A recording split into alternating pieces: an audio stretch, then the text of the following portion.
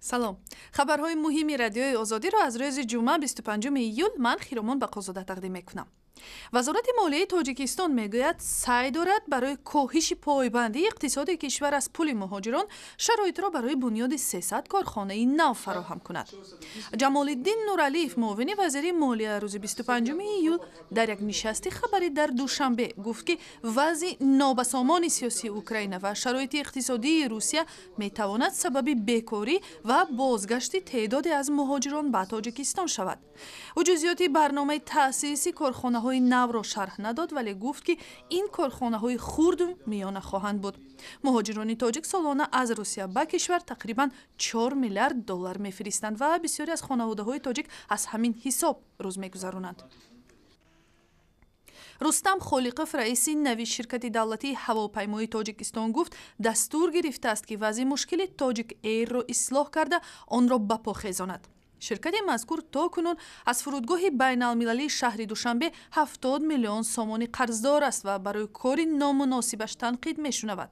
ба гуфтаи Рустам Холиқов, баъди расиданаш ба мақоми раиси ширкати Тоҷик Эйр, маоши 3 моҳаи кормандони Тоҷик Эйрро пардохт кардааст.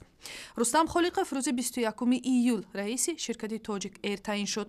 ҳукумати Тоҷикистон ҳамчунин дастур додааст ки фурудгоҳи байналмилалии Душанбе ва Тоҷик Эйр ҳамроҳ кор кунанд.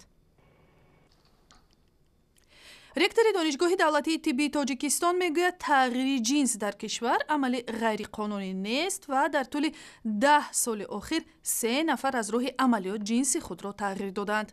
Убайдулло Қурбонов рӯзи 25 июл дар як нишасти хабарӣ дар шаҳри Душанбе чунин гуфт.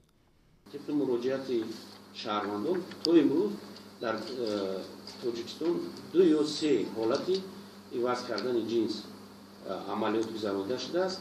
من راستی نمیدونم یک نفر شبکه‌پرگی انجام یافته است این عملیات، دیگر 2 نفرش تا کدام صد رسیده است، چون در یک دوره گذرانده نمی‌شود.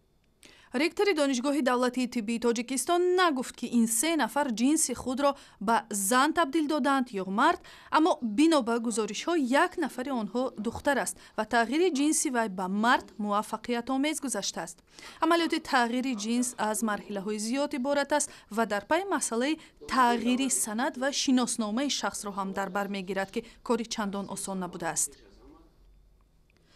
бостоншиносони тоҷик мегӯянд, дар харобаҳои шаҳраки бостонии Карон дар ноҳияи Дарвоз дар шарқи Тоҷикистон як расадхонаи қадимӣ пайдо шудааст.